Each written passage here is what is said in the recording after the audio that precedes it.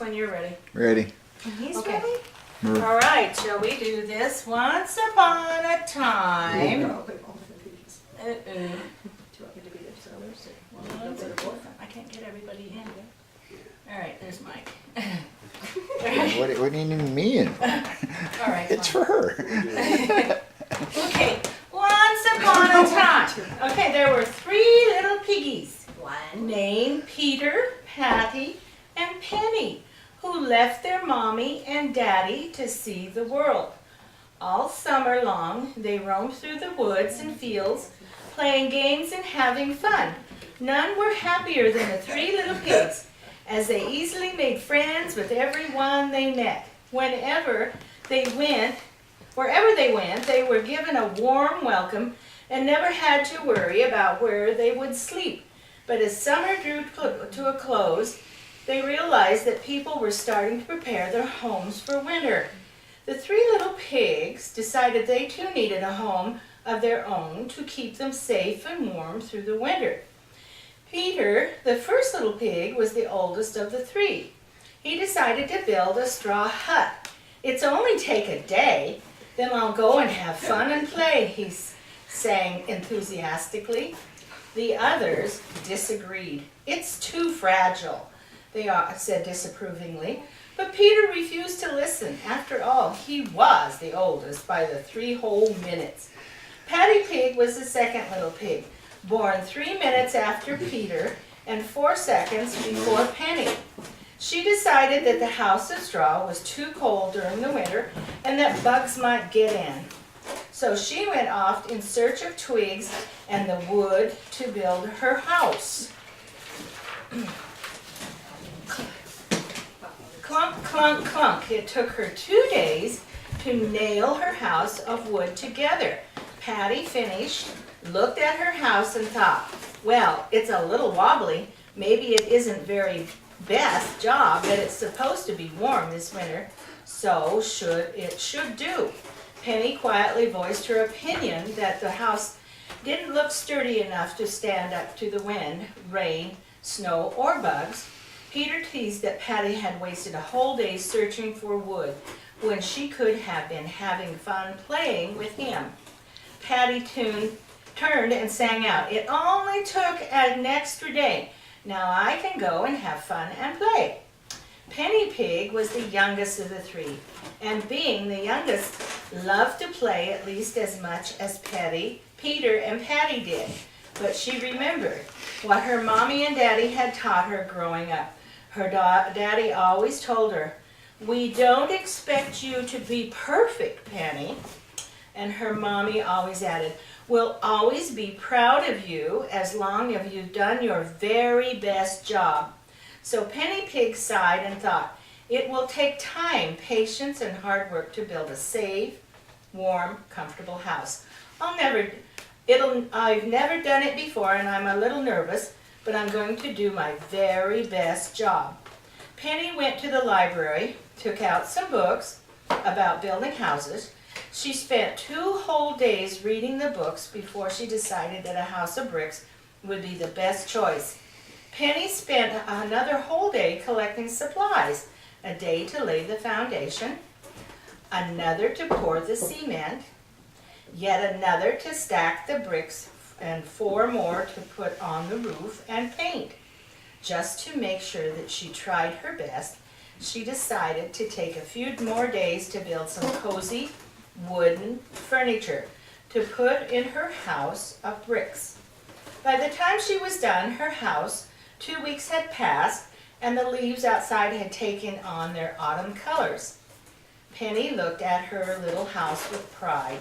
Sure, the chimney was a little crooked and the paint had dripped a bit here and there, but Penny knew that she'd done her very best job and was quite proud of what she'd accomplished. Peter and Patty and Penny spent the day playing.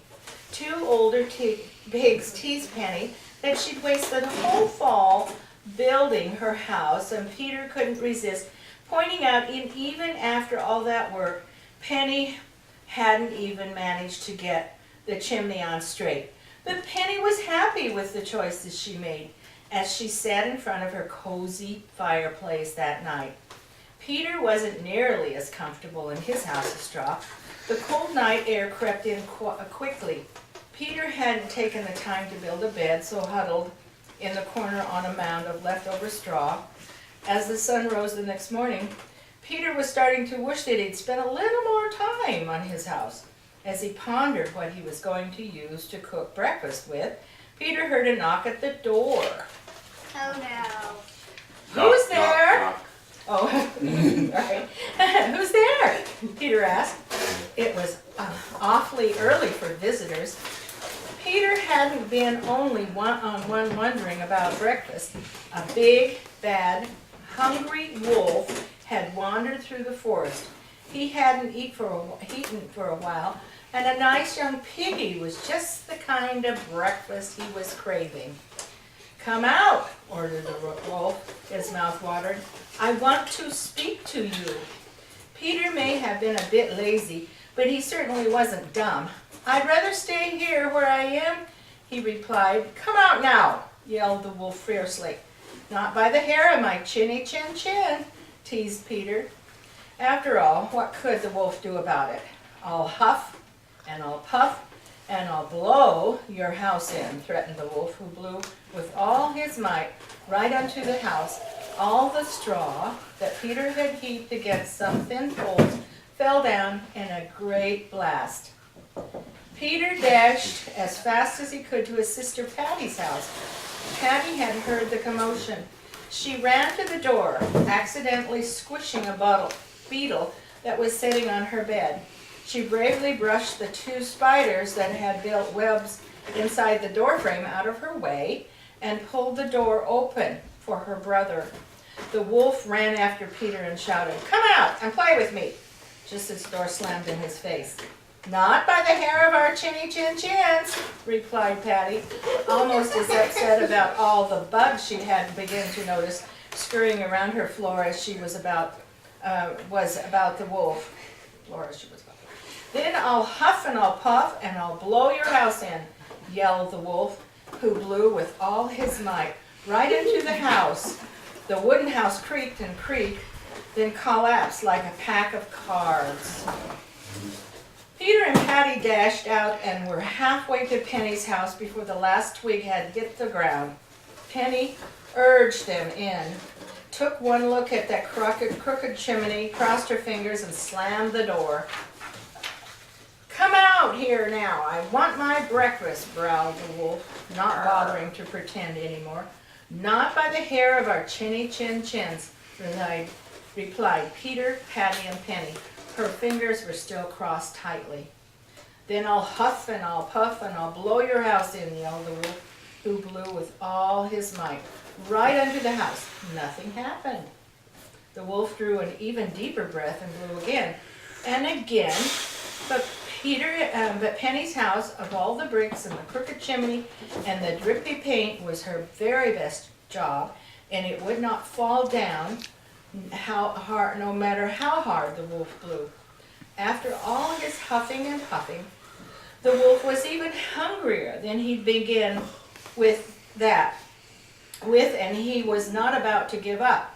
He climbed carefully up a nearby ladder and scrambled onto the roof. Before Peter and Patty and Penny knew what was happening, the wolf started to slide down the chimney. "Yikes!" cried Peter. "We're toast," sobbed Patty. "Bacon, actually," wailed Penny.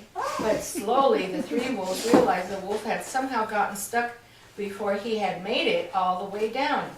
Understanding what had happened, Penny started to giggle nervously.